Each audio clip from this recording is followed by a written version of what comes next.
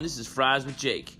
It's your boy doing a podcast. We talk about everything and anything, and each episode is a little different from the next. You might love it, you might hate it, but you gotta respect it. Let's go, bitches. Yo, what's up, guys? This is Fries with Jake. We are, I don't know what the word I'm talking about is. Location. We are in location or on location. I'm not exactly sure.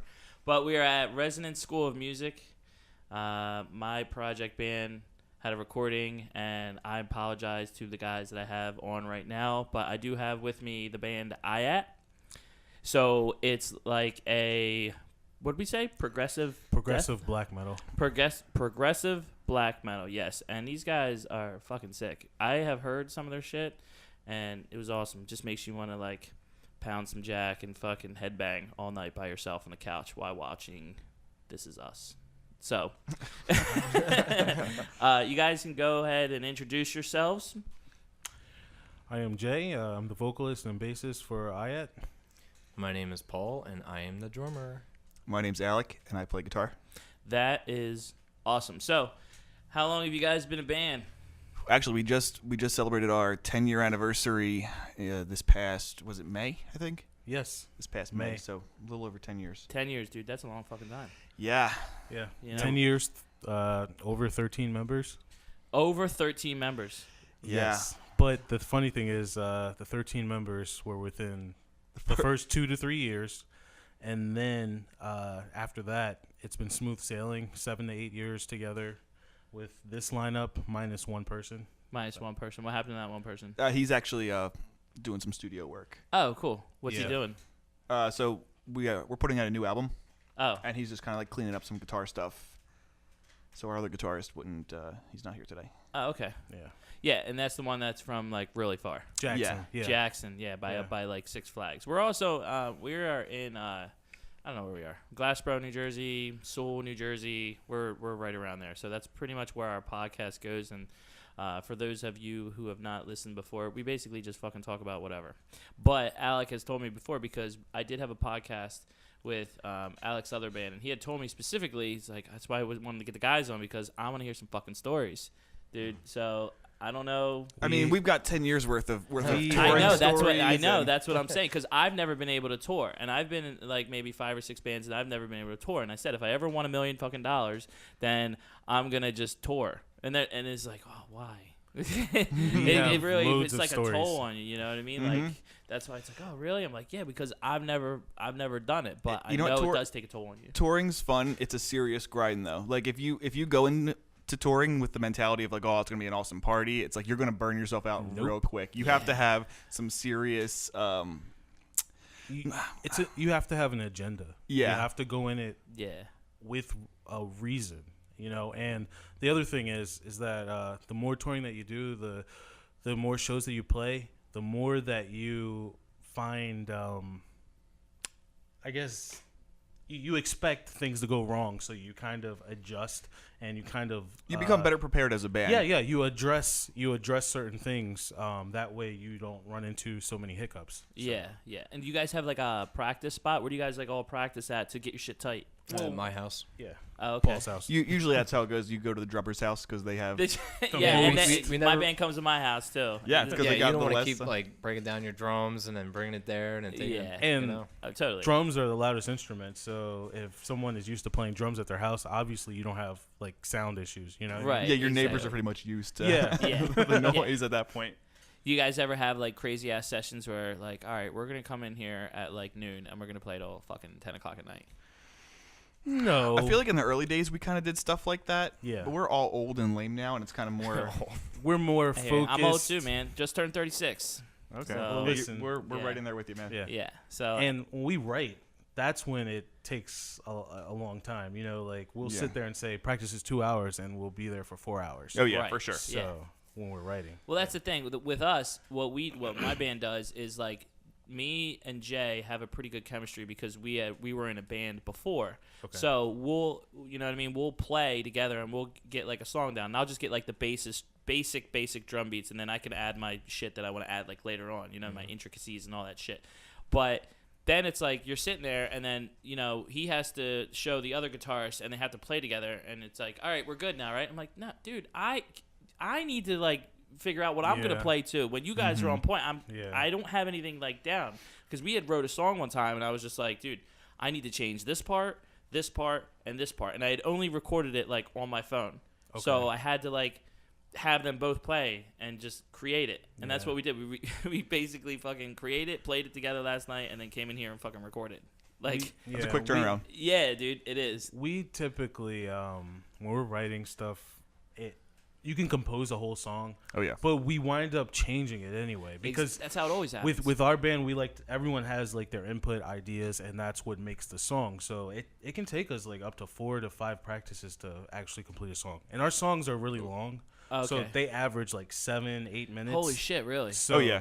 Oh man, that's awesome. That comes with the territory of being in a progressive band. Progressive bands really like elongate things. They're very dramatic and thematic. That's a musical journey. So it's definitely a journey. Is your writing process like a bunch of different like changes here and there? Yeah, it's a lot of, there's like bands that are out there that use like, isn't there bands that use like math to like fucking? That's definitely we had some shit like that. Yeah, we had to use math, but then we're very epic, so we like to build a lot of things. We bring it down. We have like just acoustic, parts, and then like the drums build it up and stuff like that. So our music is very epic, and there's a lot of ebbing and flowing. It's a lot of like aggressive parts that kind of like die down into something slow that kind of like build back up. So it's all about like breaking things down, pulling things apart, and kind of almost deconstructing. Yeah, exactly. So it's a journey. Formation. I mean, and really our songs are.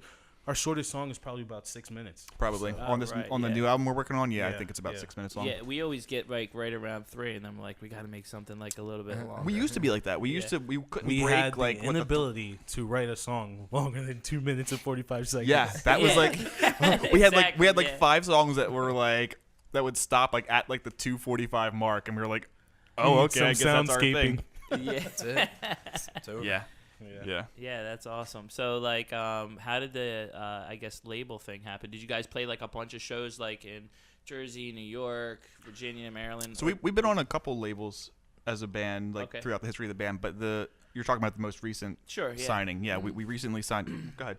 Okay, so we recently signed with Black Lion Records. They're out of Sweden. That's crazy. Yeah, it is. Yeah. It is. Did you send that? Like, did you ship like your whatever to Sweden? Well, technically, what happened was we were approached by someone. His name is RB Pyro, and he's from California, and he's worked with bigger metal bands. Like the biggest band that he's worked with was Rings of Saturn, and he was a manager pretty much. And he started asking me like, what are you looking for in a label and stuff like that. And he told me, well, it's really hard to get on a label if you're not going to be doing 30-day tours and stuff like that. Right. He said, but I do have one label in mind, and he told me about Black Lion. I looked into them. They were really supportive. They were legitimate. Their bands, the roster of the bands and the quality of the music was really good. Really, yeah. A lot of the bands are from Sweden. I think we're one of the first bands from the U.S. He wanted to branch into the U.S., so we would be like an outlet for him to branch into the U.S. Yeah, exactly. That way. Yeah. And actually, one of his the biggest countries in his market is North America and Canada. So I talked to him, and I told him all the things we had going on. I sent him a one sheet, which is basically electronic press kit, but it's condensed into one page. Sure. And he saw that we played with some bigger bands, and he was really excited to like have us. So we worked some things out, and he worked out a contract. But the funny thing is, he thought that we were already signed to like a bigger label. Oh, okay. And, as a band, you kind of, really try to sell yourself. In any walk of life, you try to sell yourself. So, you make yourself seem a little bit bigger than what you are. And he thought we were signed to Relapse Records. And I was like, no, we weren't. And the funny thing is, he's heard of us before. Oh, really? Yeah. And you guys have been around for a long time, though. Like yeah, you're saying, and we had like 10 years. We had a PR push that went over to Europe. We were in a few magazines in Europe, like reviews of our album and stuff like that. So it's kind of crazy when you think about it that, a label from Sweden has heard of you before, that's crazy. or are familiar with you. So it's like, That's that your hard work is actually now you gotta go. panning out. Now you gotta fucking go over there and tour in Sweden, right? Listen, that is. We get to do that. If we get to do that, that's not out of the A-list. realm of possibility. That's really he told us. That's what I'm saying. I mean, your label's based out of there. Yeah. So, and those Oliver, if you're listening, bring us over. Yeah. Oliver, yeah, we're ready, really. dude. Come on. Those guys over there, I tell you what, over in like Sweden and especially I think like China or Japan, they go fucking nuts. Yeah. They go nuts. And Brazil too. Oh yeah. Yes. Brazil. Well, the funny thing is, the head of our operations for that label is based out of Brazil too. So so you got Sweden and Brazil. He's currently mixing our album in Brazil. So okay. Yeah, I was telling the guys that I really need to like have a world clock because the 3 people that I'm really dealing with our band are based out of Sweden, Brazil, and then California. So when I'm messaging them, I'm like, I really hope I'm not waking them up. Trying to be conscientious of what time. It's like a whole nother day over there. Yeah, for sure. Right? Yeah, and there are 3 different locations, so it's like I don't know who I'm talking to right now, what time it is. Time to, come into. Yeah. Right. That's awesome, man. That's awesome that you guys been together for so long and like doing your thing. Like Jay and I are the founding members. Yeah, me and him. Yeah. Really? Yeah. Been together for 10 years. Yeah, I remember the day one when we I want to hear this. It was like, we need to just fucking play some like crazy fucking shit. Or so, was it just like we kind of started out with different intent. I mean, we were young. This was 10 years ago. So I was 20. Yeah. And I was about 23. Yeah. So we kind of prided ourselves for a little while about being like a Craigslist band. Like Jay found everyone from Craigslist. Yo, I did the same shit in my last band. I started the whole fucking band from fucking Craigslist, and that's hard though. It is. Oh, it is hard. Yeah, you go through a lot of people. Yeah, you go and through then a you lot find of that connection though. You have to find the perfect connection of someone that's willing to sacrifice. Really, because you really have to sacrifice. I have to, when we're not recording, when we're not writing and stuff like that, you have to dedicate yourself 2 days a week on a regular basis to, you have to sit down on your days that you're not practicing and try to get better so you can play this new style stuff. It's like going home and doing homework. It takes a lot of dedication, and then on top of it, you're not going to make any money.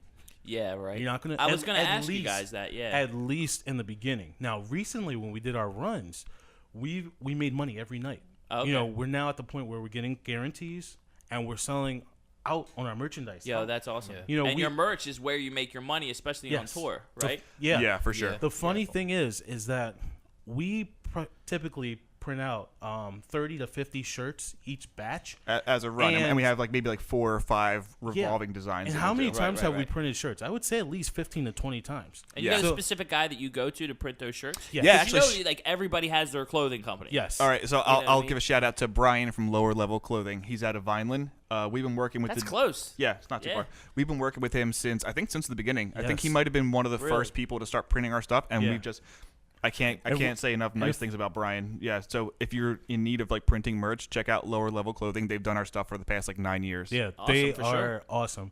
And on top of it, when you think about it, how many people are walking around with one of our shirts? We say that all the time. Every time we have to restock on T-shirts, it's we just sold another 50 shirts, but it's there's fucking 50 people out there. It doesn't make sense to me. There's 50 people out there walking around with this T-shirt. That's weird. That's weird. Right. We've had to reprint 2 or 3 times with the one design. We have an Ouija board we got design, a Ouija board. And we've had to print out 2 or 3 different times, and that's 30 or 50? I think we did 30, so... Okay, so it's 90 shirts that we're selling out of from one design. So you make a bunch. You make 150, 200 shirts, and you're gonna make small, medium, large. We usually do smaller runs. So I think maybe 50. 50. Yeah. Usually we'll do 50 shirts at a time. Okay. Yeah.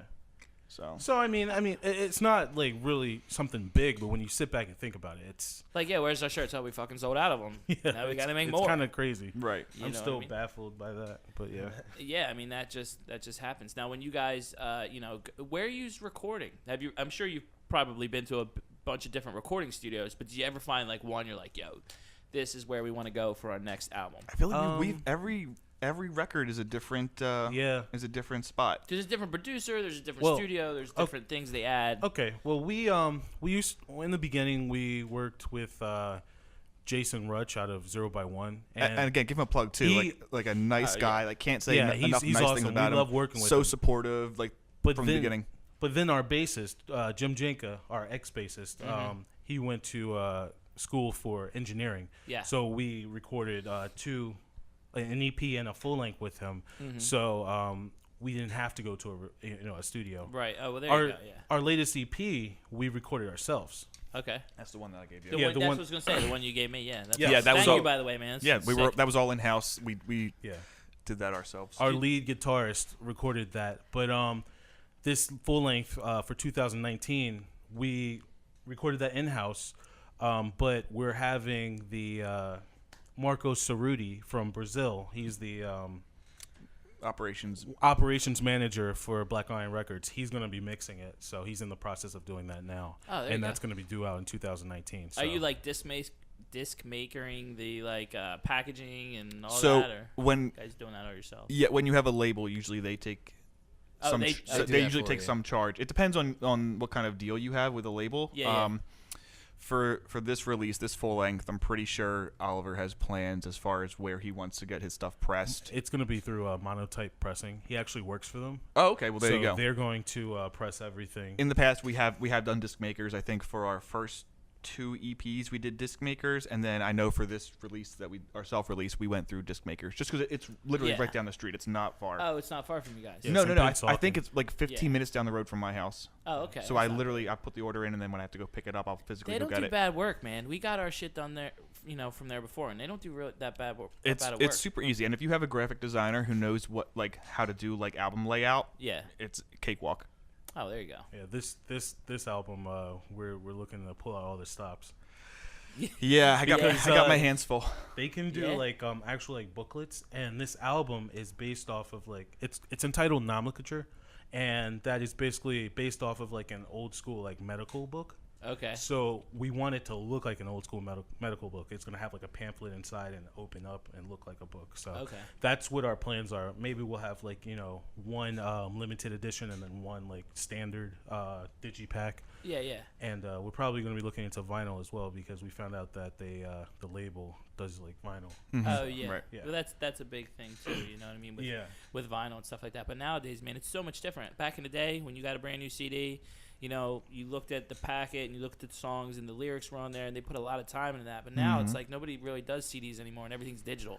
Yep. But that's true. But I will say there is still people that want to see that. You know what I mean? Right. There's absolutely people who still appreciate physical medium. Thing. I don't want to have to go on my phone. I could just give me the CD and I'll put it in the CD player. Yeah. I totally get that. That's where it comes into where you have a download card or something like that, or a code. When you buy an album, you get the physical and a download code. That would make sense. Which I think is good. No, that makes sense. Because then you can leave your CD collection at home, and then you can carry everything else with you on your phone. So exactly. Yeah. So what are you doing over there, Paul? Oh, I'm chilling. You chilling, man? Yeah. I gotta get you talking, bro, man. I just do the drums. I'm right there with Paul's you, pretty dude. quiet. Paul's pretty quiet. I'm right there with you. I'm a drummer too, man. How long you been playing drums? 29 years. 29 years? Are you 29? 30. That's where I was going with that, dude. Yeah, that's where I was going with that. Listen, this is a Guitar Center regional winner over here, Get every the year. Fuck out of here. Yeah. Multiple drum-off competitions. I actually went up against Carlito Mendoza. No way, dude. Are you serious? I almost beat him. He beat me by flipping his snare upside down. To do that one technique. Listen, you got to go on YouTube, look him up because he has some crazy for stuff. Sure, yeah, look up Paul Cole. And you're not even allowed to compete in Sam Ash anymore. They right? told they told him Stop. he couldn't compete anymore. No, that's what they told me. It's too good. No more free cymbals. I honestly don't know. I think I was. He's just too good. 16 he can't play in there no more. I did that. They won't allow him to compete any longer. How the fuck can they really do that though? Yeah, but Sam Ash only did that for so long. Guitar Center really. Well, Guitar Center's bigger than that. Yeah. Mm-hmm. I'm actually. I like Sam Ash. What do they listen? I've probably been drumming. I don't know since I was. I probably started at 16 and then I took 2 years off. So. Probably from 18 to 36 minus maybe a couple years or whatever. Okay. But how did you know what I mean? And I've been in all kinds of different bands. I started off with a thrash punk band, so everything we played was just real fucking fast. And but see, when I was playing, I never really grew up on double bass that was just a fucking machine gun. It was always really fast those punk type beats, you know what I mean? Yeah. With like fast rolls and snares and stuff like that. One-footers though. Right, exactly, yeah. And then like over time you learn to like incorporate that, but I've always had problems with that because it was just so hard to get the control down on your feet. It wasn't ever like once I learned how to play drums, separating your hands and your feet is the biggest thing when you first start. But once you get everything, because I'm like self-taught. I don't know if you're self-taught. Yep, absolutely. Self-taught. So like my cousin, he gave me a drum set. He showed me one beat, and then I was just like, all right, I'm gonna play. And then I put in Nirvana in Utero on cassette. We're taking this back, right? Oh, Cassette dude, tape. I have. Yeah. I played that, and that's it, man. So you learn different bands of different things. There's been studios I went into that were just like a couple bands ago, go in there and you get them in a couple takes. You know what I mean? You can record. And then there's other bands you're like, fuck, man, this shit's fucking hard. Yeah. You know what I mean? Yeah. But there's a drummer right now. I don't know. You guys probably know Trivium, I'm sure. Yeah. Dude, fucking Alex Bent is fucking monstrous, dude. Have you seen any of his YouTube shit? Yeah, I'm not a big fan of him. One of my biggest fans is like Thomas Lang. Okay. He's just crazy. You got Matt Garstiga from Animals Leaders. Mm-hmm. Joey Baca from The Contortionists. Okay. You got, the list can just go on and on. How come But you don't when it like really- him? You think he's like generic? No, it's not that. It's just, I guess I just didn't go that avenue. When I was younger, really, I would listen to like Rush, Toto, and all that. Like, because my dad actually played drums. He actually taught me. But then when I got better, I hate to say this, but when I got a little bit better than him, he kind of just stopped playing. And he just went somewhere. he said, I can't play like, okay. anymore. You know how many times he's like, I should be a millionaire. I should be a millionaire by now. Yeah. What are you doing? What are you doing? Yeah. So I'm like, Dad, I'm trying. I swear. Yeah. You But you practice it's a lot harder than it is. And to this day, I always do single strokes every day. At least every day. Just always do single strokes. That's the most important thing. So Dude, That's your foundation. I'm It gonna. really is. This is kind of embarrassing to say, but I don't give a fuck. I'm fucking bad. I had one lesson, and they tried to fucking teach me some shit, and I was like, I'm not doing that. I don't feel like doing that. Now, if I have to become tight in a band, of course I will. But I like to just go out there, play fucking drums, and most of the time I'm gonna be pretty tight with the band, and it's gonna sound good. But like, if I turn it into something kind of that's a job, it's gonna annoy me. So Gotcha. I like to go out there and have fun. And if you like, I was in one band. You're in the band or whatever, and you like fuck up, and we'd have like a group meeting afterwards. Well, you fucked up, and I don't care. So what? Okay, dude, we're fucking all right. You know what I mean? We're not like. We're not machines. We're humans. Yeah, we're fucking human. Yeah. Like, and I'll tell you what, when you drop a stick, it fucking sucks, dude. I hate it. I can't practice, throw a stick, and grab one and be like, oh, I'm good. Dude, the feeling of dropping a stick fucking sucks. It does. And I can't find a place to put my holder. I've tried every little fucking spot, right? I'm like, oh, it's right there. I drop a stick. I'm like, where's it at? It's right in front of my face. I'm like, where's it at? I don't know where it is. You know what I mean? And then you're trying to like... But there's guys out there that fucking play, like, will drop a stick and you blink and they got another stick in their hand. Yeah, It's crazy. I guess you just get used to the feeling. Me personally, I usually like hide a stick right underneath my leg. So okay, that's a good idea. Yeah. Many drummers I think believe do that still. But I mean the holder, I could see how convenient it could be. But like I said, I just put it underneath my leg. Plus, you got so many drums. That's real estate you're taking up. Yeah. You know. Yeah, but there was times where like even live shows, I would drop a stick, but I would just somehow keep playing. I would just like at least like, hit the bass drum, keep the tempo going, keep the Or what?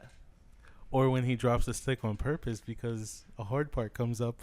Wait, what is going on here? Wait, what? You don't remember that? No. What Oh my God, I we don't were on even remember tour. that. Hold on. We were on tour and we were playing Arsenic Ways. Is one of our newer songs. Yeah. And it's completely ridiculous. Joe wrote this song. Well, a lot of it.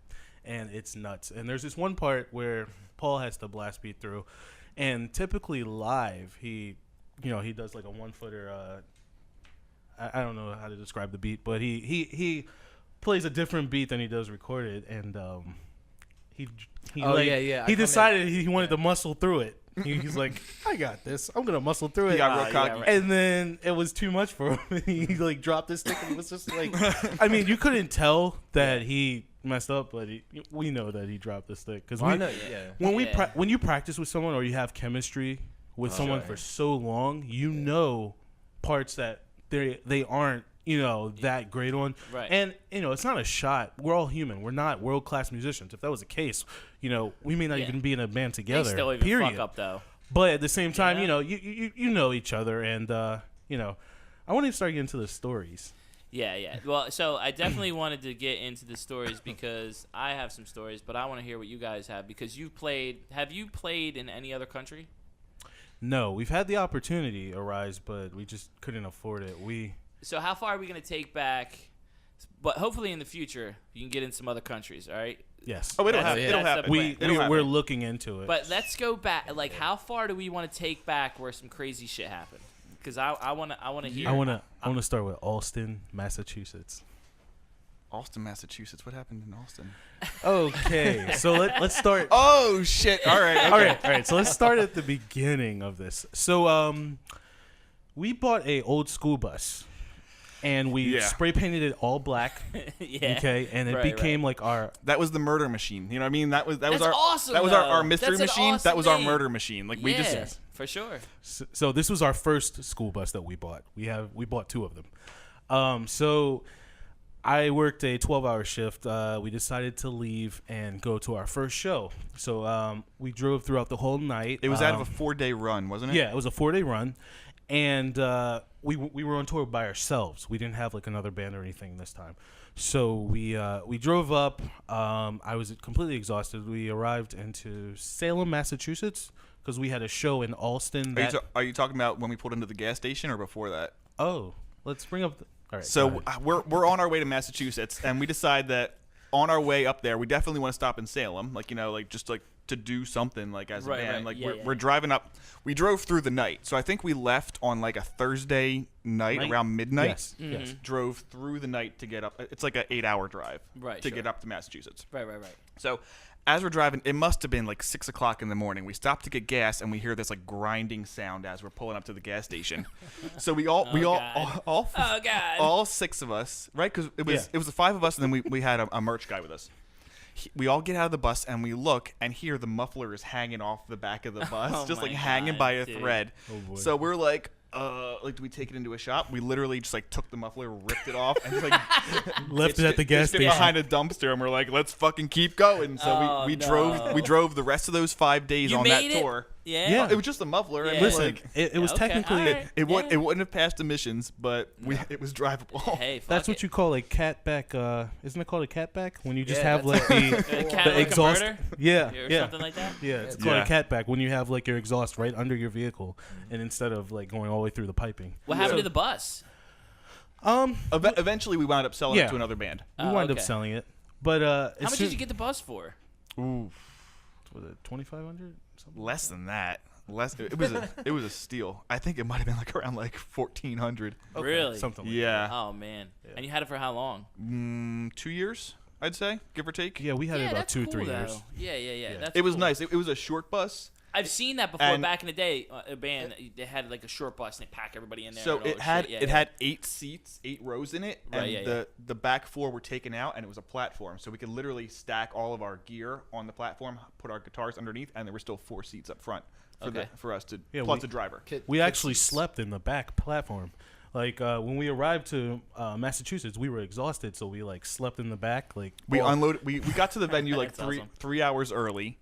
We unloaded our gear and then slept in the back of the bus. And it was during the summertime, so it was hot. So we were like shirtless. And people were walking by, looking in, like, what the hell are they doing? There's like 6 dudes. I heard those stories. 6 dudes laying on the back of the yeah. bus in their underwear. And like these people are looking at the bus. Everybody's all like, just fucking hot and sweaty, and it's fucking That night, we played our set and we were almost done. And I like kind of like looked over at Alec and I was like, "Come on, let's go." That's not what I heard. He thought that I said, "You're fucking up." And he was so pissed off. I got by the time we were done with the set, I started pounding on my. I was like, "Fucking Jay, like I'm not fucking up. You're fucking up." Like, I was fucking furious. Awesome. So the show ends and people are coming up like, "Oh, congrats!" Shaking my hand like, "Don't fucking touch me!" Like I'm fucking. I was fucking miserable. I was like, God. what did I do? I went to shake his hand. He like stormed off everything. He was so pissed. Dude, that's what happened to me earlier when I was recording. I'm playing, and like I keep messing up on the one part, and every time I hear every 5 seconds them open up the door. Yo, buddy, you got this. I don't got this. I suck. I'm fucking terrible. I'm taking way too long to record this. This is just, get away from me. I'm not good. And then, like, you're just so, like, pissed off. You don't want to fucking talk anymore. Until it's done. Like, are you happy? Yeah, I'm happy, but I want to wait until it's done. Yeah. And then when I hear it, and then that's good. So I understand what you're saying. Well, it was just a complete miscommunication. I literally thought he said you're fucking up. But then it just messed up your whole mood. Threw me into a rage. Yeah, it just messed up. I was so mad. Yeah. Shit. Yeah. And then remember we had to drive straight through the night back to get to our next spot. Oh my god. We've done a lot of like night driving. Sure. Just like, to try and like, catch up on time and it's a lot of monsters. Now, how do the fans if you take it back, and I guess in the early stages, what was the scene like back then to what it is now, and how do the fans react to when you guys like get on there? And do you do any like choreography or anything? You guys like go in there and you like doing some headbanging, or is it just kind of you guys walk around and play and do your own thing? Well, let's put it like this. When the band first started, I was just a vocalist. I didn't play bass. Right. So I didn't have anything to do on stage. So I was, I had to find ways to be entertaining. Theatrical. And I would, jump off stage a lot of times, get people to mosh and stuff like that. That's cool. I would fall backwards and people would catch me and carry me and in the crowd and everything like that. So our music was still epic, but it wasn't as involved and it wasn't as technical. No, it wasn't as technical. It wasn't as mature. Word. So right, we were known as like a band that was exciting to see. So now bringing it back, we're more involved with just our music. I mean, we're still heavy. We're still fast paced and stuff like that. And you have and if you're playing live, people come out to see a show. You have to be animated. Like that's absolutely a thing. It's not like we don't choreograph, but we know what parts to really get into. Again, we've been playing together for so long. There's like an unspoken chemistry where a certain part's coming up, and you see out of the corner of your eye the other guy's getting ready to headbang, so you kind of all right, everyone's gonna headbang, okay. All right, so you kind of know where you guys are at. Yeah. Any guitar flips, man? Like, my guitar's too nice to be flipping around. Yeah, you know what I mean? You gotta have like a wireless and like make sure that strap is on there, man. Listen, we don't have any sponsors with guitar companies. I mean, we have sponsorships with guitar pickup companies, but not the actual guitars. Right. Let's talk about Ohio. Our first Ohio trip? Yeah, Ohio. Okay. That was a lot of fun. We didn't have the bus at that point. No, what year are we talking about? This must have been 2010. I was going to say 9 or 10, something. 2009, 10. All right, cool. Yeah. Really? Maybe. Yeah. No. Yeah. Maybe it's closer to 11. Okay. Well, we've been to Ohio like 2 or 3 times. But, this trip, we were invited to play this festival. It was entitled Booth Fest, I think. Oh, yeah. And no. The first one, that was the benefit show. Okay. But yeah, it was still a festival though. It was at this really cool amphitheater. Mm-hmm. So we first of all, our GPS stops halfway there. We're like, all right, the destination's here. You're gonna have to fucking walk or some shit like that. So we had to drive our cars through this weird winding forest. And we pull up to this giant amphitheater field. It was awesome. It's all the cars are parked up top of the hill. And then it's just big gully that goes down, and there's a massive stage. Yeah, a proper stage with lighting trusses and stuff like that, and drum riser. It was a legit. They had operation. a green room under the stage. That's just that will just give you perspective of how big this was. Oh yeah, that's crazy. You couldn't if you were to jump from the stage, which I did do. You're jumping 12 feet, 7 or 12 feet. Really? Yes. It was surprisingly high. Surprisingly high. Yeah.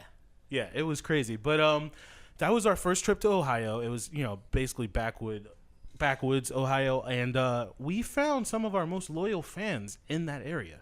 Wow, we have people that think about it. When you think of Ohio, what do you think of? There's not really much out there. You know what I mean? So people, when shows come around, what's out in Ohio? When shows come around, people go out to shows. Oh, yeah. You know what I mean? We have a dude that was a tattoo artist. He tattooed our symbol on his shin, a huge tattoo. No way. There's a couple people out there with people tattoos. that that's awesome. We have people that are still in touch with us now to this day. They're always looking forward from to that show. That are still you guys coming out again. Sure. Yeah. Yeah. So that was an awesome time. But the funny thing is that it was also a camp out spot. So people were camped out all night long. Bringing tents and bonfires. So after while this festival's like going blast, on. Man. After we played, people were giving us beers, all sorts of things.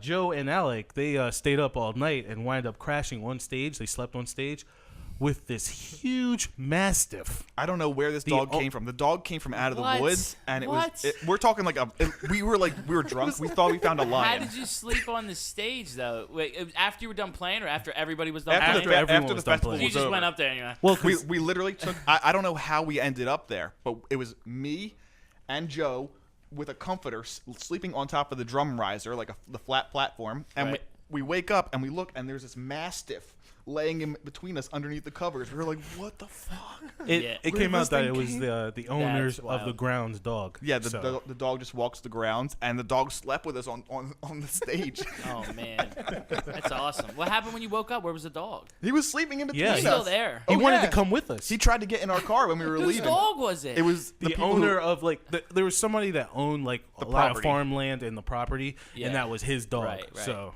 yeah, But there's Oh my videos God, of people that's partying, and this dog it looked like a lion. It was like massive. Yeah, it was massive. crazy. Just like chilling and walking around after hours. It was really funny. Yeah. Now you guys still drink now when you play, or no? You kind of calm down. You know what? I got to be honest. Back in the day, yeah, we used to That's party what I mean. hard. But I Yeah. think We I used- think we're all yeah. older now, and it's important to me to stay as lucid as possible while playing. Like I'll have a beer to unwind, but usually like prior. He's, like, shaking his head. Well, there's some stories in that too. Stories, like we really do. Like there's been times. All right, let's go to Atlantic City. Oh, Whoa, wait. I've played there. Where did you play? Was it Le Grand The Fromage? Grand Fromage. I yeah. knew you were gonna say that because I ran Yeah. a show there and I've played there before. Okay. Multiple Really? times, yeah. It's like you walk in, it's like this old bar. You got to walk upstairs, Yeah. right? There's like a little area there, and it's like, the fucking stairs suck there, man. Wow. Okay. Oh man. Well, this will be an entertaining story for you. All right, good. I'm ready. So I don't I'm remember ready. what year this was, but we definitely had the bus at this time. We definitely Yes, we had the bus. We decided we were going to get a hotel room not too far from the venue, like in Atlantic City. That's cool. We were going to play Oh, and then yeah. just crash in the hotel room, like It's no like big 4 deal. blocks down or something like that. Yeah. Driving wise, yeah. You would know. Played the show. Well, no, yeah, because Played the show. Went pretty well.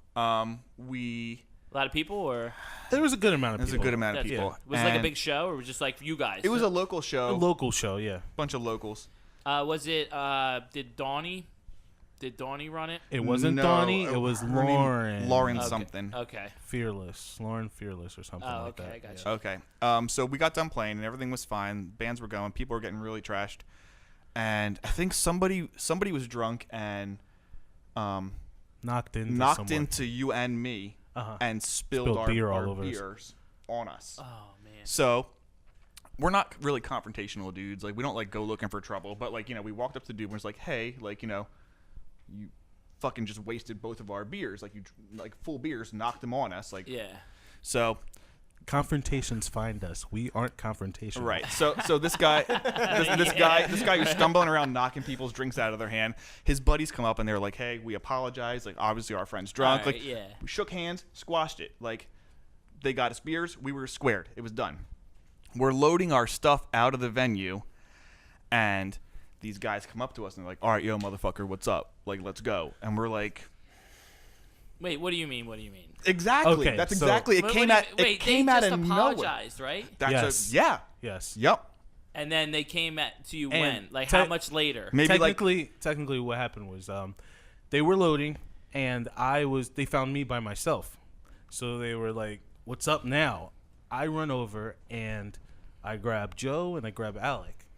So like they're walking. I grabbed them too because I didn't want to like have a confrontation and it's 3 people versus 1. Right, So right. I called them over. This and must have been like 20 minutes after Yeah, after this whole beer incident. we walked So up. It was squashed as far as we were concerned. Of we- course, yeah. We walked up to him, and out of nowhere, one person punches Alec in the face. Right Shut in the the face. fuck up. Yeah, Before I walked up. I'm like, "Yo, dude, like, there's no problem here." Bam, square in the nose, just like fucking way. full It took cock us me all right in the face. off guard. Oh man. And Yeah. these were they were older than us and a lot bigger too. Yeah. I was surprised of the outcome, but somehow we handled our business, and they were dismantled and they And once scoured again, away. it was squashed. How did you handle your business? There was scuffling, people on the floor throwing punches did you and see stuff. him get punched in the face? Oh yes, yeah. I saw him get punched in the face. Did you run over and like? No. Well, I started. It was like classic, like 1990s, like we're gonna fight movie style, like Yeah, right. So It's it like was a one- big brawl in Atlantic one City. person on this person, one person on that person, one person on that person. Funny side note. So I'm like grappling with this dude. I wound up putting this guy. I'm not like a fighter. Right. Yeah. I put this dude He in like definitely a full Nelson lock and put him on the ground. Yeah. Our of course. guitarist Joe is now punching me in the back of the head. What the fuck, On dude? top Because he of took me. care of his guy already. Yeah, Right, so he's right. punching me, and I'm like, dude, you need to fucking realize who you're hitting. So Wait, were you guys drunk? no. No. Nah, maybe. We really weren't, because Okay. I Joe remember Joe was, but I remember everything. But they were. Yes. Yes. So it had to make it a little easier. Yes. Yeah. Okay. For sure. I- for sure. Which, For sure. No, I'm saying with anybody, of course, you Yeah. know, if you're fucking drunk, I mean, this guy's probably like swinging like, you know, he might have got the punch off in the face, but you guys had to like, Yeah. you know, I mean, just get control. You know, what I Had mean? more So- wits about us, I guess. Yeah, you could but say. then again, you get that drunk anger, dude. So I mean, Yeah. you know how that is. So that's again, not the end of the story. It's squashed. Okay, We got it. scuffled. It's done. We go back into the Sure. venue. These dudes walk somewhere off property. Fine. No big deal. Right. We're playing, and as you know, there's like windows like in the upstairs of the venue or whatever. Mm-hmm. So we look out and we see now there's a group of people standing around our bus. So at this point, it's kind of like something's not going on. Like we're not cool with what's going on. Let's just get our shit and let's get the fuck out of here. Like we don't want any more fucking problems tonight. Yeah. We were like, let's pack our shit Yeah, and sure. fucking leave. We go to leave, and then you should take over. 'Cause Okay, we go to leave, and this guy walks up with a knife, and he's swinging it like this What? towards us, Oh my and God. we're like, "What in the world is going on?" So we run back because this guy is like trying to stab us, and we like tell him to call the authorities, so the police are coming over, and I don't know what happened, but at this time we were separated because Paul Me and Joe Joe were at the hotel. okay, they were at the walked hotel. back to the hotel. We Okay. called them and told them We were like, "Yo, shit's going head down. over. We're We're getting trying. outta We're here." trying to get the fuck out of here." Right. Yeah. Right. So go ahead, Paul. What happened? All right. Well, during that part, so Joe, he's just sporadically like, yo, we gotta go right now. We're leaving right now. I'm like, all right, let's go. And for some reason, instead of me and Joe, I'm already laughing. Instead of running down the street, we decided to hop the fences and cut like halfway. We were just sitting there. So like a Ferris hopping Bueller fences kind of over. run. They're jumping Right, over we're fences. just sitting there Yeah, like oh jumping my over God. fences and stuff. Right. That's great. these guys arrive and the police are As already soon as there. we get there, the cop tackles Joe. Because Yeah. he's all hyped up and he's like ready to go. Yeah. He's like, "What's going on? Like, who wants some of this?" And then the cops Grab tackle him. him. They wind Yeah. up breaking his thumb and shoving his face in the dirt. Yeah. No way. And we're screaming, "Joe, just don't resist." And he's screaming, "I'm not resisting. I'm not resisting." They Yeah. wind up arresting Joe. Who wasn't even there. He wasn't even there. Yeah, we just Why did they we were trying to arrest show him up That's for for that? that. Well, you know why? because- Because this is Atlantic City, and Right. we did not realize at the time that we were dealing with the AC Skins, Yes. Oh. All right. and these are local cops versus a bunch of dudes from Philly who have Yeah. no business being in Atlantic City other than to Right, play a show yeah, and leave. okay, So it comes down to, And the other Local thing, politics, the like, other, you know. the other Yeah, thing no, was, yeah, absolutely. the other thing was Joe came in very hype Yeah, he did. and very like confrontational because he heard what was happening, Sure, and the sure. police showed up. And right. you know, if you're aggressive at a scene where everyone else is not, they're going to look at you as The the aggressor, culprit yeah. or the aggressor. Right. So, Yeah. The that dude was- with the knife, didn't he chase our ex-bassist Jim around the bus or something like that? Yeah, he You were chased saying- us around, and Yeah. I was there too. He chased us around. So, all right, cut to the cops put Joe in the cop car and take him down to the precinct. Right. And we're over here. The promoter is outside crying, like, "This never happens at my shows. Please don't leave." We're like, "Goodbye. Like, pay us. Goodbye. We're leaving. We're going back to the hotel." Sure. So, get our shit. Everyone's packed up in the bus. We start driving. We get maybe 2 blocks. Didn't they slash our tires on our bus? Oh my Yep. God. So we, These dudes. yeah, with the Yes. knife, yeah. With the Slashed our tires. So now we get to the police precinct, and we have to wait a half hour for Joe to be like, booked and all that shit, and then we can pay bail and get him out. Get him Oh out. my Yeah. goodness. So- this is just a mess. What? It This gets is a it gets better. mess. So after this, now our bus is stuck because our tire is flat. Yeah, sure. on a bus. Right. Like you're not just gonna like get a tire and change it. Like it's Right. So now we have to walk from the precinct, from the police station, back to the hotel, which is 8 blocks. 8 blocks. Yeah. Looking over our shoulder because now the AC skins are looking for us. Dude, you'd had to be freaked. Oh, the fuck let me out. say- We let were me- freaking out. Let me say this. And someone informed us that the AC Skins would be at our next show, What? no matter where we were.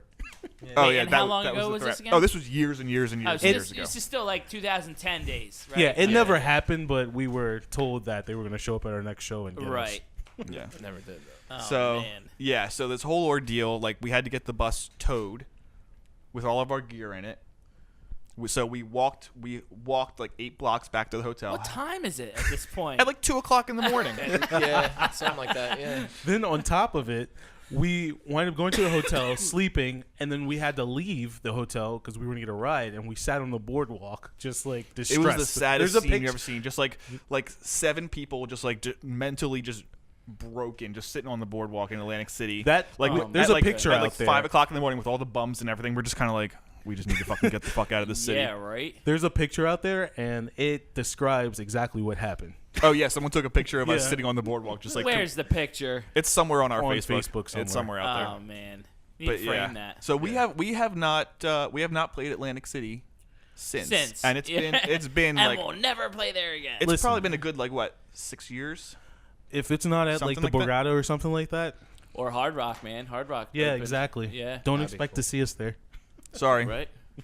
no You know Atlantic what I City. wish was there, still there? What was that? House of Blues? Man, they had a Oh, lot that of place good was concerts kicking, there, dude. That place was awesome. Awesome. Yeah. Yeah. But So that's our big neo-Nazi story, I guess. Right? You Right. know? This was before it all came out. Like, right. So any other any stories with you guys like? What about Jimmy's place?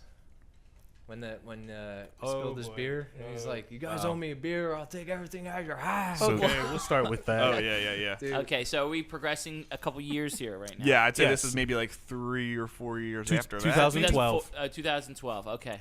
Okay, so we were playing out in Allentown, this place called Jimmy's Place, and It's a dive we bar. it's you a know? dive bar, but they bring actually some bigger metal acts. We've out played there. with Suffocation. We played with Suffocation Corna, there.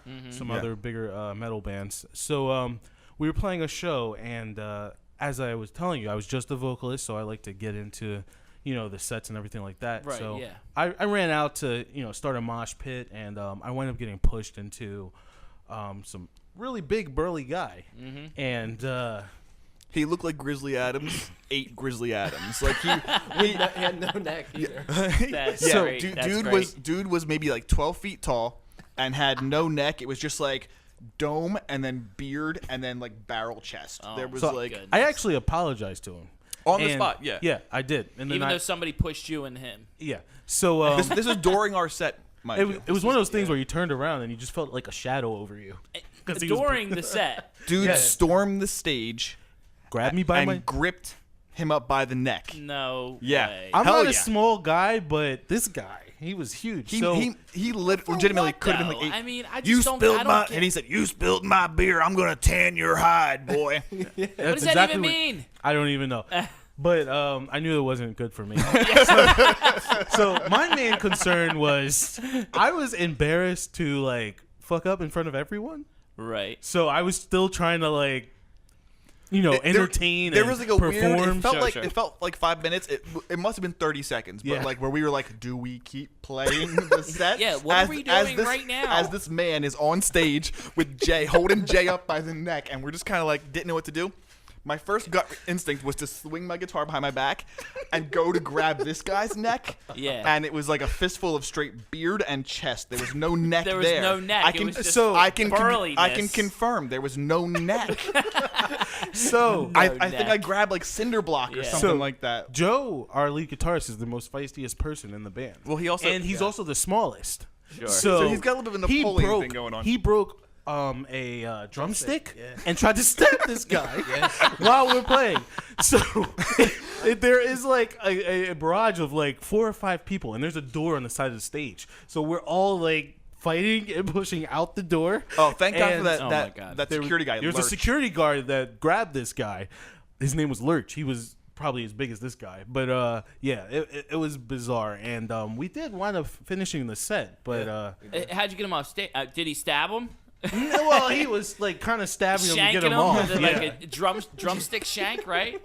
Just getting him in there in the gut. Yeah, it was nutty. And he got off stage, like he got him off stage or whatever. Well, the security guard did. That was his side. Pushed him out the side door, and then you know the show is like this weird part where like, okay, like do we keep playing or do we address like the dude who's hanging out the side door screaming, "I'm gonna get you guys!" And then you get done the set and you're like, is that guy still over there? That's like, exactly. Well, we found out that he was like a local like drug dealer and not to fuck with him. Yeah. Wow. So. But he stormed your set. And to be fair, Jay immediately offered to pay for his beer. Yeah, immediately I offered to pay for his beer. Yeah. No, at that point there was no reasoning with this gentleman. Yeah, it was. Maybe he just decided he wanted to come to the show, and get a little drunk, and start some shit. Yeah, could be. Basically, you know what I mean. He was like, "Who are these guys on stage?" You know I'm gonna tan your hide, boy. I'll never forget that. I'll never forget it, man. He was just screaming over and over again. What does that mean? And you're talking about at a metal show. It just does. No, probably not. No, probably not. Probably not. Oh man. What about tour number 2 with Consume with Hatred? Tour number 2. That's when we went to the Pinch in DC. Yeah. What a great venue. Yeah. Shout out to the Pinch. Yeah. It's like this weird like Mexican fusion restaurant that in the basement. They have like this awesome like stage setup that it's so unassuming. It's so unassuming. But when you go down there, don't even think it's there. It's like, response was crazy. And the locals there are some of the nicest people. Yeah. Really, we had a blast. We would love to go back to the Pinch. We've been there twice. We would love to go back there again. Yeah. Cool. The Pinch is a great spot. Nice. But the one thing that I wanted to talk about was the band that we were touring with. Their bassist. They kind of were going to kick out their bassist. Yeah. So and he let us spend the night over at his house. Mm-hmm. So he was really like nice to us and everything like that. But we were stuck with him because his band didn't want anything to do with him. So it was like having an extra member with you.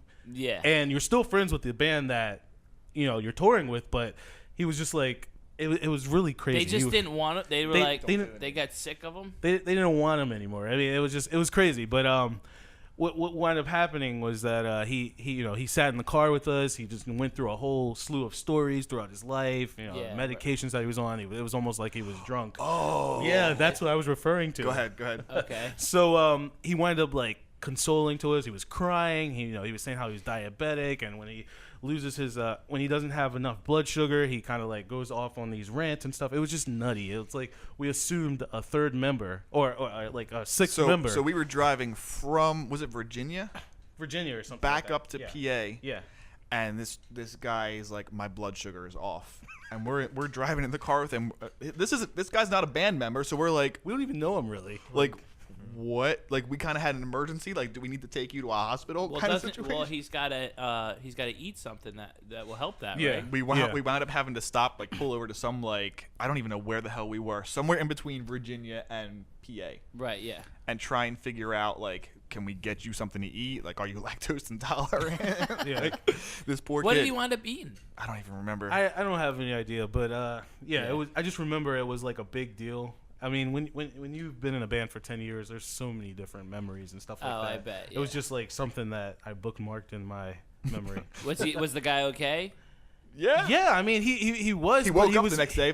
He was very. I mean, that's good. The thing is that he was super lethargic. He was like really like spacing out, and he was under a lot of stress because he's on tour with a band that plans to kick him out. And he has to embrace the other band, and we kind of have to take care of him in a way. Yeah. So it was pretty funny.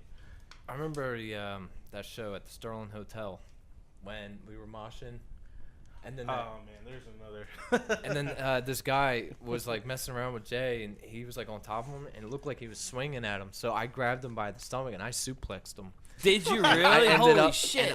And I ended up getting kicked out of the bar. You like suplexed him? Yeah, well, I saw it. Yeah. Well, he's it really happened. I saw it. No, exactly what I you think literally it is. grabbed him. He legitimately grabbed his. Listen, this was his first show with us. Yeah. Actually, was it really? It was. Yep, it was his very first show with us. It was because once that happened, I was 2010. Yeah. Yeah. 2010 because that's when Pray for Damnation was recorded. Okay. But after that happened, I was like, this guy's a keeper. Yeah, right. I was like, this guy's a keeper. He had my back. Definitely showed that he can hack it by suplexing dudes, man. Yeah. Right. Yeah, it just sounds like It sounds like we get into brawlers, a lot. but We get into a lot of fights. We're but really not we like really that. don't. When you've been a band for 10 years, like shit happens on There's the road. gonna be stuff that happens. it's crazy. And here's the thing: you've been a band for 10 years. Have you guys ever been like, you know what, like to one another, like you're getting on my fucking nerves, like, Oh yeah. like you know what I mean, like, Listen. or Oh, you yeah. know, Man. it has to All be you like can do is that. say I mean, that you one gotta name, have the Josh. good. That's all I gotta say is Josh. That's all I gotta You say. gotta have the good chemistry and everything, but at the same time, I mean, you've been a band together for that long. I think at one point each one of us has had an intervention Really? from the other members. I think Let's do my intervention. your intervention. Jay got involved with a cult, which was Oh, like no. super weird. Just Really? like yeah, like It took me to a dark place. Oh, no. so it had to be one of those things where we're like, Where do you even find a cult? yeah. I mean, It was somebody that came well, out you to like one of our think, shows. think about this. Oh, We okay. play black metal. Yeah, okay. You know, there's right. that's not too out of the ordinary, I guess, for that scene. What did he do? Yeah. Just But- come up to you, hey, this Well, is it was someone that kind of. If only it were that really easy. You know I what I mean? don't Like, if only it were that easy. Like, hey, I have a cult. Listen, I got a cult over here. You interested? Because I got you right here. Okay, so Get a discount. at pretty much, McDonald's. it was someone that I kind of hit it off with, and I don't mean in that way, but Yeah, you know, you found a buddy. Yeah, it was a buddy, and we were talking over Facebook and stuff like that, and he asked me if I was ever into astral projection. And I said no, but I said, I've seen, movies and stuff like that, or, I read up on it. So he gave me a few things to look into, and they were like a set of candles and it was like a whole bunch of candles that represented different colors for different emotions. And I actually went to a different place. I kind of fell asleep, and I was in a trance, and I could see myself, and I kind of like walked around, and it was really It's like a form of really transcendental meditation. weird. Like It was really weird. And once I opened my eyes to that and some of the things that he talked to me about, I used to work night shift. I'm a medic over in Pennsylvania, and I was working night shift, and I would see like just a lot of crazy like shapes and forms and like shadows and stuff like that. And this is gonna sound like I'm crazy. I'm completely normal, but it opened my eyes to different things, and like it was something to where I really decided that I needed to get away from this guy. Right. Because like I don't know if it was paranormal stuff or what. I can't say what I was saying, and I don't really want to like give credit to anything, because I didn't really know what it was. But it took me to a dark place, and Like, what do you mean by that? well, what he was trying to get me to do was it was a form of like anti-cosmic like Satanism, where you really want like certain like demons and stuff like that to destroy man, that's- mankind, and that's- it wasn't something I could accept. But I was kind of like stuck in this lull. That's some though. gnarly shit, dude. It was crazy. It's the Yeah. stuff that like movies are made out of. But yeah. it really like took a toll on me, and I like didn't want to be around people that weren't into it in a way. Mhm. And I kind of secluded myself even from my band. Like I wasn't coming to practice, and I'm kind of like one of the most dedicated people. And once they started to notice that, they were like, "Listen, this isn't working." And they sat me down and had an intervention and told me that they were worried about me. And Yeah. I really kind of like saw that like they cared, and this guy really was just going after what he was going after. And I'm just glad that I was out of it. I was Yeah, brought right. out of it, Yeah. because it really took me to a dark place. Once Like, you join, you can't leave except through a box. yeah, exactly. That's how it was. And it sounds silly. But they experienced it. Yeah, I witnessed it. Yeah. They yeah. experienced through it. it. Like this band was like one of the most important things to me, and it was just like I kind of neglected it because they weren't. They didn't have the things in common that I was getting into. So Right. you know. So we know about your intervention. Did anybody else have an intervention? I think I had the most recent one probably. I would say so. Yeah, there was a period of time where just like the band was going through some changes as far as philosophical, like where do we want to go with our music? You know what I mean? Sure. Like, Yeah. as any good band should, I feel like if you are stuck in a place for 10 years, you're doing something wrong. I feel like if there's no progression as far as your art and your music, then you're doing something wrong. Evolution is key. Evolution is definitely key, and people grow, people change. We kind of had a difference as to what ideas of what the band should be, ideas of what our. It's hard to describe, but in any case, there was just a difference of like, we want to go in this direction, and I felt ostracized would be probably a good word for not being of the same mind. Right. And it really comes down to like, I started to seclude myself. I started to kind of like withdraw from being as heavily involved as I've been for the last 9.5 years. You know what I mean? Right. And the other thing is that you're responsible for our vision as far as like that's true. An art perspective, because he does all of our shirt designs, he does all of our album covers, he does all of the flyers and stuff like that. Dude. So he's a key member as far as that. So visually, so when he looks at things, he like it has to be visual and musical at the same time. So he was in charge of like our image, and I don't think that he saw where we wanted to go musically, fitting in with our art and meshing with our image visually. Okay, and changing the guitar tuning too. That messed you up there, a little bit. There was absolutely things that were pushing me out of my comfort zone. Changing the guitar tuning. It's a big deal. Yeah. So what are you guys playing? So as of right now, this album is in. We're in D, drop D, E standard. That's where we're at right now, and we were always in drop C before. Yeah, so it was like a heavier. That, for a long time, we played in drop C, and I just felt like that was a step. That I don't think the issue so much was the tuning; it was more of the fact that I was not on board with what everyone else wanted. Yeah. And I think that's the underlining. You hear throughout the years, like everybody, like a lot of people playing drop D. That was like a thing for a while. Like a lot of guitarists were playing in drop D, and then other people drop C. It's like, well, it's drop C. Yeah. You know what I mean? There was at one point a lot of bands were playing in drop D. So why did you guys do the guitar change? Did it just sound more like heavier? It was literally to break out of a box that we were in. Okay. You know what I mean? If you force yourself to play in a different tuning, you force yourself to think differently. Yeah, that's true. Yeah. So, and again, I think it just came down to I had a vision of what I wanted, and it was not. I don't think you could see it meshing with where we were going, and it freaked me out. And obviously, it did mesh. So, well, we had to have an intervention. Yeah. We had to have an intervention and kind of all get back on the same page. Right. He was scared of the word jazz. Oh, I hated jazz. This part sounds jazzy. I would fucking flip out. Really? Yeah. You're like, I don't like it. I don't like it. I fought it as long as I could. I fought it. Right. And then we had to have an intervention. Yeah. And wait, I mean, okay, did First everybody surround each other? No, it's not like that. It's not. Right. It's not like I walked in and they were all sitting on a couch. Listen. It was argumentative. It can get heated because we put so much time into this band. And the thing is, I think the way the band works, like the reason why it works is because we're all so passionate.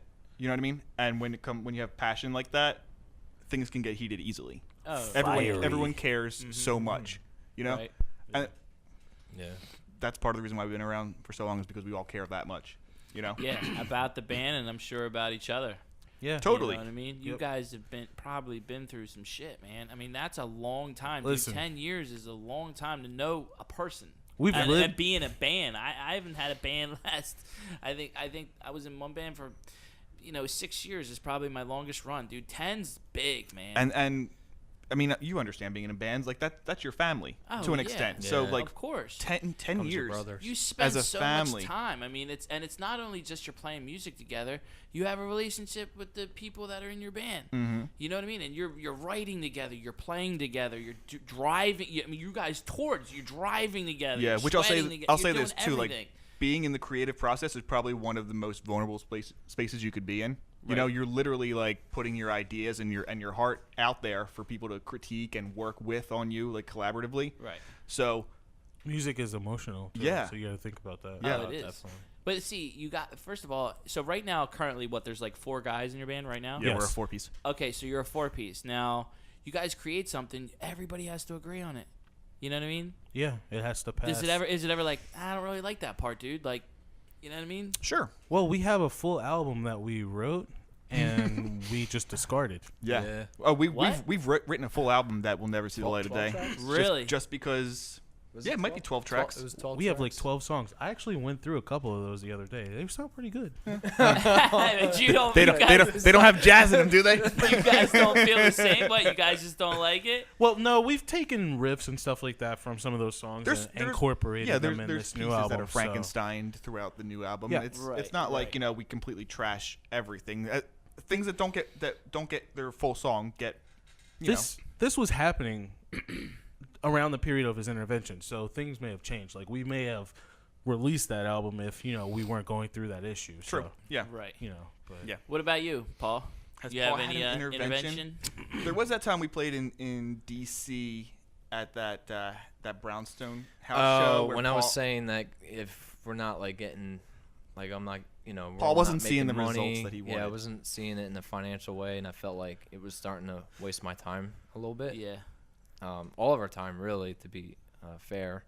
I don't know. I just you put all this hard work and stuff, and sometimes you tell yourself, why am I still here? Why am I not? Yeah. Why don't I have the car I have? Why don't I have the house I have? Why am I not living the lifestyle that I really want? I'm working hard for it, but I'm not getting there. And then in reality, you're actually not really working as hard as you think you are. Right. You know what I mean? Like, like performance-wise, and just training wise on the drums and all that. Yeah, that's good, but it's like actually getting yourself out there and stuff like that. I'm still lazy to this day with it. Yeah. I really am. No, I am. The only thing I tell myself is just play to the click, be on time, Yeah. and play it right, and just go for the ride. Dude, it takes a while, man. It's It not. really does. Yes. Is there bands there's some bands it's like never even played a show and they're signed to like a big label and now they make millions of dollars. But that's so rare that it's crazy. But then you have other bands that are together for a long time and then they play and then eventually after catch their all that break. time they catch their break. It finally pays off. this Yeah. guy, he has a symbol contract sponsorship that's still Dominion sitting on the symbols. table. From who? Dominion symbol. Oh, okay. Give a shout out. Hey, shout out to Dominion Symbol. Right, Paul? Yep. Dominion symbols. Yeah, I just Wait, maybe they can't might afford not it. have wanted to hear that the contract was sitting on the table. Nah, we've been in touch with them. Yeah, we. Well, They know the it's first thing I asked They know him, it's good. After we I said, is there a deadline period for this? And he said no. So that's when I'm like, okay, well, that's just gonna wait You financially. know how it Yeah, goes. but he Man, has symbols a- are expensive. Very art- You know how it goes, dude. Dude, yeah, but crack here's one the thing. cymbal, I you're- was endorsed by a couple of cymbal companies and drum companies and stuff like back in the day, and it's like, yeah, you're endorsed by them, but like, dude, it still costs money. You're not Yeah. throwing Yeah, free cymbal. They're like, okay, Yeah. we're endorsing you, but your cymbal instead of $2,500, still whatever. Yeah, You know what I mean? $1,500 It's or the like $1,500. I mean, if grand. you're getting crazy in it, even a 16-inch crash or whatever, you're $500 if Yeah. it depending on, especially those independent labels. But how much of a deal are you getting me? Like, I respect the fact that you're endorsing me, but like, are you giving me a great deal or just a? It all okay comes down to the deal? contract. You know what I mean? Yeah. Whatever you're. Yeah. What is You it, know? 25% or something like that? I think he said he'll start me off 30 or 35% off. Are they good cymbals? Have you played with them? I haven't physically played with them. I've seen videos. He compares them to with the Meinl. He says Mhm. they Yeah, they that's what I literally started sound getting just into, like yeah, Meinl. Meinl. Same material, and you can actually get them custom made to your liking. What size bell? What size? Oh, that's How sweet. thin? How thick? Yeah. You want them hammered or not? Right. If you want the holes in them and all that, they Mhm. they really go down into detail on what you want. They're a so newer company. Or they've been around for a while, or They're newer. definitely a newer company. Yeah, I mean, I just talked to Andre. Yeah, they're out of Turkey. That's where they do all their production. So Mm-hmm. in Turkey, that's where they have a lot of like cymbal companies like Sabian and stuff like that. But stuff I'll is, definitely be getting them soon, hopefully. And dude, it just, you know. won all right. So you won a Guitar Center drum competition. I didn't win the full. I've gotten to regionals. You So, got in the so they regionals, break it up. okay. I think it's store. You have to win a couple of different rounds of store, and then you Store go on finals. and then you go on I've to won like the a- store like a- finals right, multiple like a times. Dude, with region all of, and then a. with all of your touring and your drumming experience and how you're like crazy good on this album and with what you guys play, have you seeked out like, dude, there's got to be drum companies that want to endorse you. But they do want footage and they want all that stuff and press kits. You probably have all that. So like, Well, this is the thing. We're just obtaining management as of recently. okay, Yeah. And what you want to do is management is your door into these people. Yeah. Like Joe Schmo, the drummer next door, isn't going to contact Pearl and they'll be like, hey, like, really like your stuff. That doesn't work that way. Right. Yeah. You would like to think that's the way it is. You would just contact a company. But I'm talking about companies like Truth Drums. I'm talking about companies that they're independent companies, but they're still very good and they make a really good quality product. I don't know if or you just like what you play. Like, what kind of drums do you play? I have the PDP Concept Series, the Maple Edition. Yeah. I love it, and the pedals I use is Trick pedals. I like them a lot.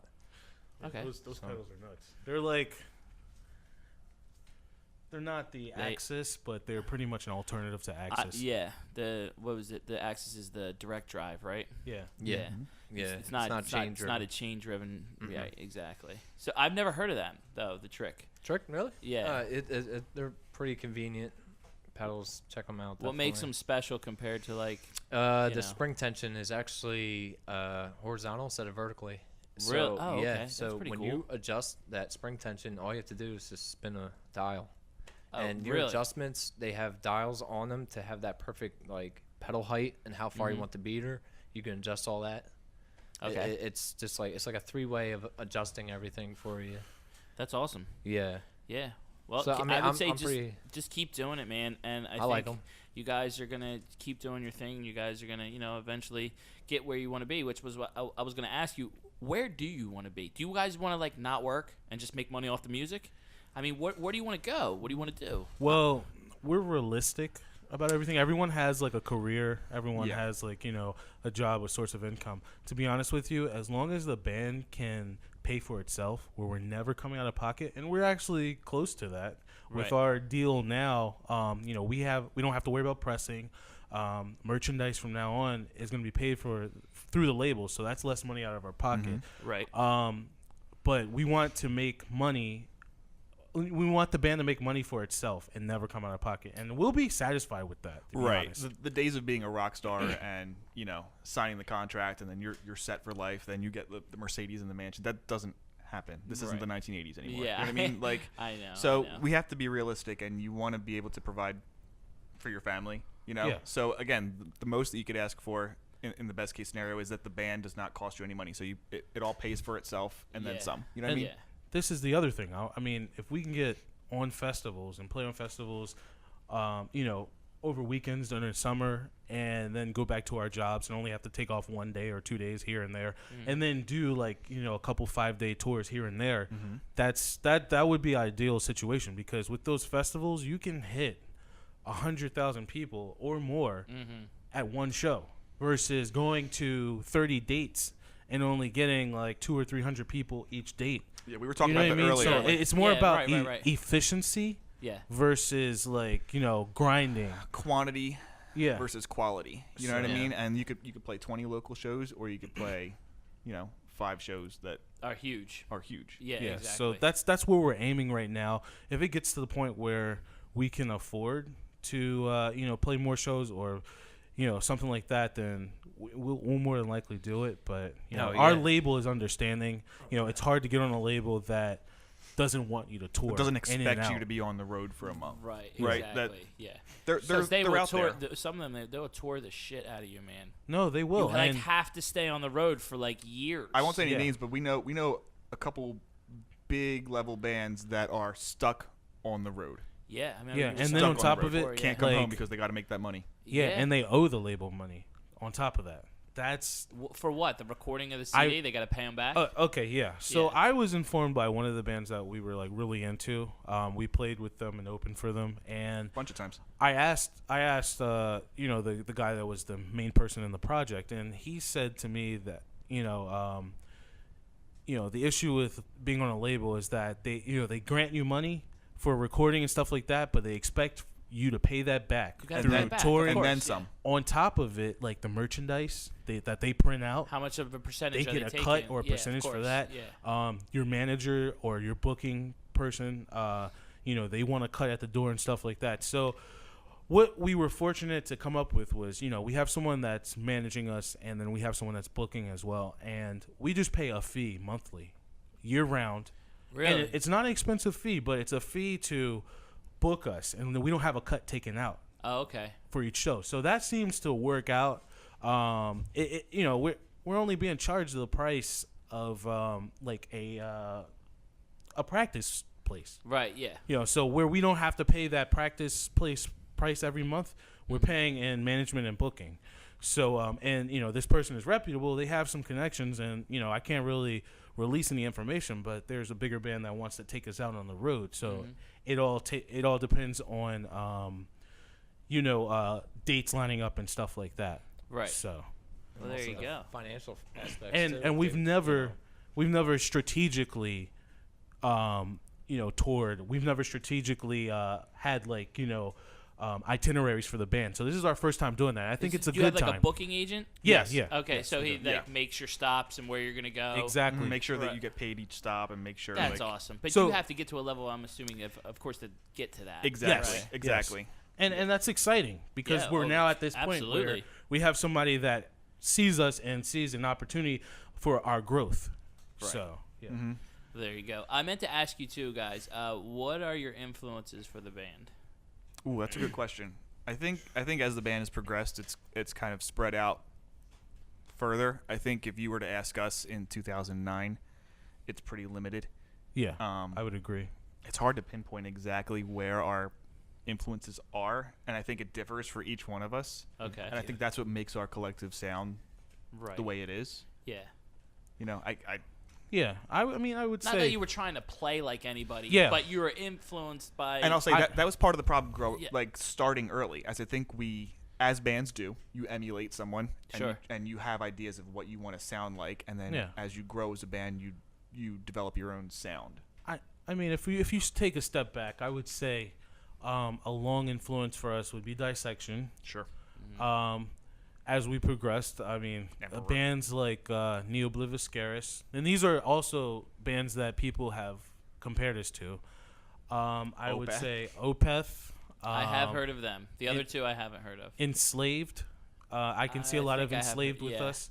And I would also say they said we were compared to Between the Buried and Me online. Oh, really? Yeah, I've heard of them. And also, that's really it. I mean, we were compared to Mastodon at one point in time, but it's certain aspects. Ulcest, you know, Ulcest. You know, there's a lot of things that we do that may seem like another band, but then we take our own entity and, you know, like do your own thing. Yeah, which is a good thing and a bad thing. I mean, back in the day, it was harder when we started to kind of develop our own sound. It was harder to be lumped into a show. And a lot. I mean, our sound was very European, and it still kind of is, and that's what also helped us with getting a European label.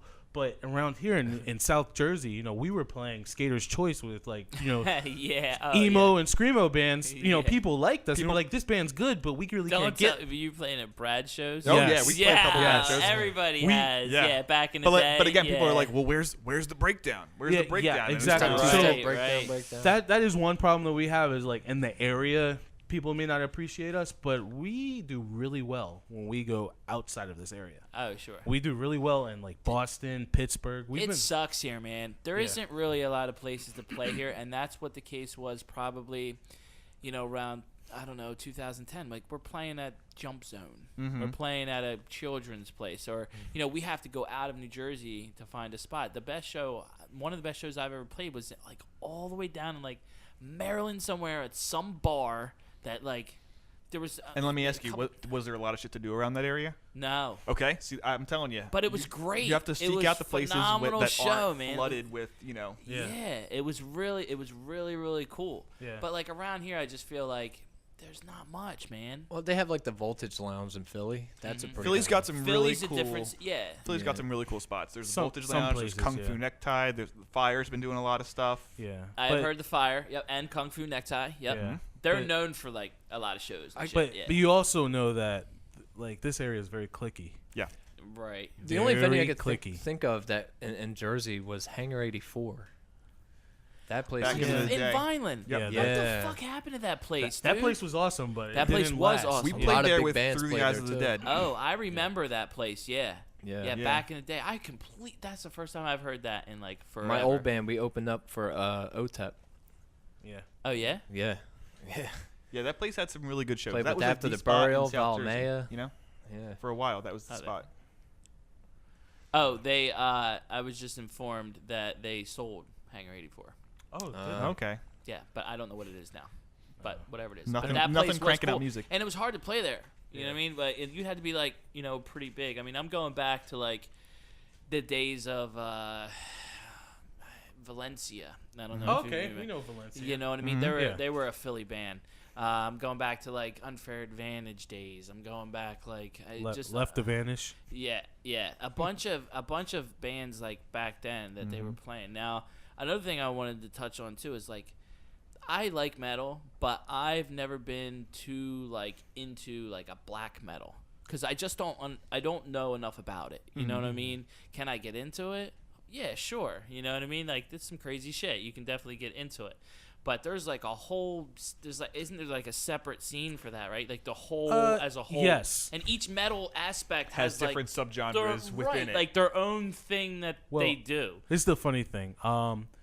All right, so I'm going to start you off with this. Most people that like walk up to us, they may say, I don't really like this genre, but I really like you guys. Right, yeah. And we're not completely accepted in the black metal scene because we're progressive when you think about that. Okay. They want specifically low budget recordings, fast drums, There's almost like a staple to the genre. We blend. We take certain things from the black metal typical sound and the epicness, the fastness. But that's not. We're not limited to just that. You know what I mean? When you listen to our CD, you'll understand. Yeah. That we're not specifically just multiple black metal. avenues. Multiple. The best way that you can describe it is probably Opeth. Okay. Yeah. I've heard of them. Yeah. So when you look at Opeth, like some, a good amount of black, like people that are into black metal like Opeth, but there's certain people that are just like real elitist and they're like, nah, they sing sometimes, so we're not gonna listen to those guys, or they don't have blast beats all the time. So yeah. But yeah, we're not typically just pigeonholed as black metal. We really are truly a progressive band, and we're used to not fitting in. Man, blast beats are fucking hard, dude. Yep. You know what I mean? They are. Like, hey, how long you? That's why single strokes are important. Like, we were talking my about wrist, dude. My wrist hurt. We were talking about this before we started though too, about Paul listening to the clicks and when we play live. Him not having the full energy of a show when he listens to, he's just in his head. Yep. You know what I mean? Like, oh man, how are you playing a blast beat to a click? It's like a switch in my head. When you go on stage, you're a different person in a way. You're like autopilot. You just have to do what you have to do. Your energy's all there all of a sudden. But it makes you so tight. It makes the entire band runs like a machine. That's a good idea. Runs though. like a machine. It really does. Yeah. Absolutely. Yeah, I've had a lot of comments like I'm like a robot. I'm not real. That was the best comment. You're not real. I'll never forget it. I'll never forget it. No, I'm definitely real. Yeah. You probably had to have a lot of practice time to get that tight.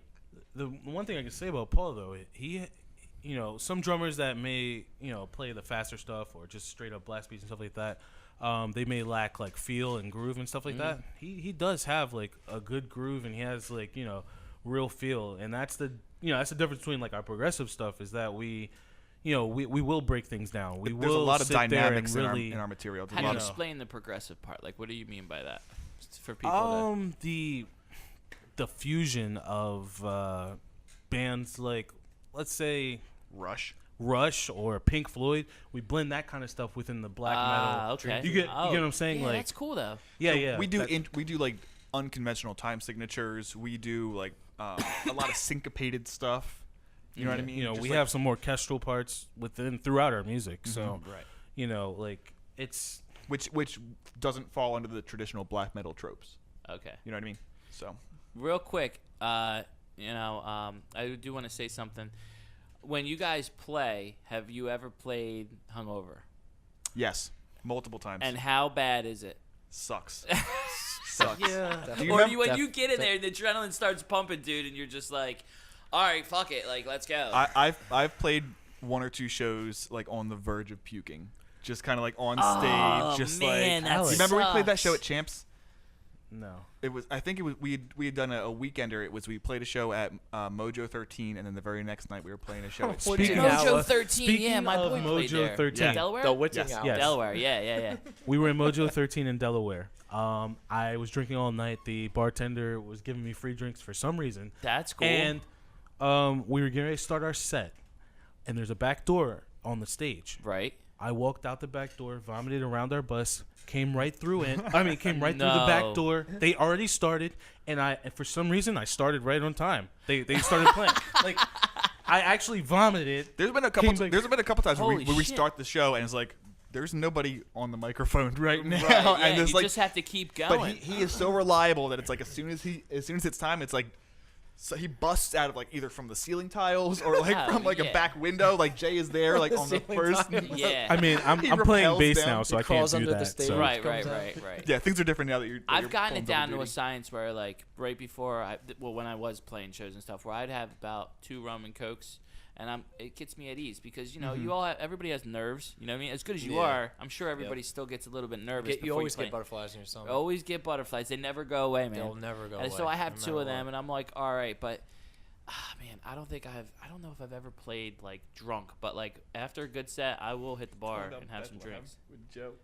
In Bethlehem. About playing drunk. Yeah. So Joe, is notorious for maybe once a year going on having a bender show where it's just like he's just out of control.